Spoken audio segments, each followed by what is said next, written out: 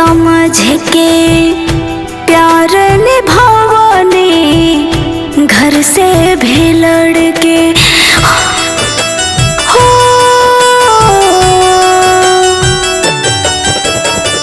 नैया लगवानी आपन समझ के प्यार निभावनी घर से भी लड़के। हमार सोचल सारा सपना तो बेकार कैला।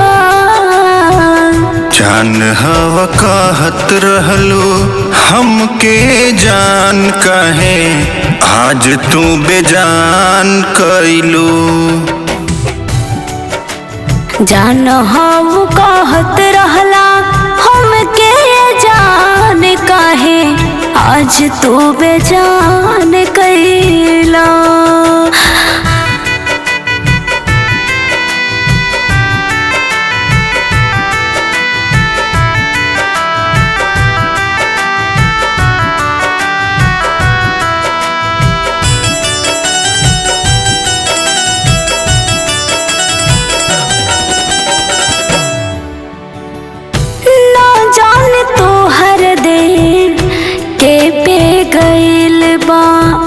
तोहरे आगे रोवत रोवत आँख थक गइल बा। तोहरे आगे रोवत रोवत आँख थक गइल बा। हम नहीं जाननी देबू दगा तोहर साथ कैले रहनी जान हम वफा। तोहर साथ कैले रहनी जान हम वफा। हमर सोचल सारा अरमान तू हरान कैला। जान हवा कहत रहलू हमके जान कहे आज तू बेजान कैलू। जान हम कहत रहला हमके जान काहे आज तू बेजान कैला।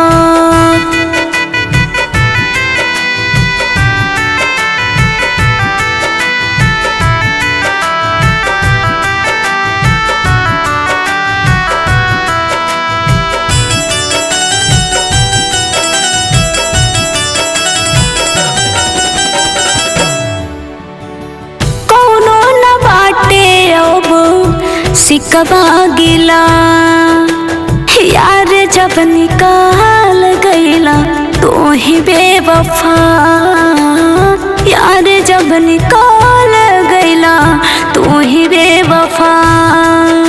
प्यार के बाटे जब अधूरा ही नाम रो रो के जीले हब तोहरे बिना। रो रो के जीले हब तोहरे बिना। आजो से भी बेखमरेला अनजान भइला।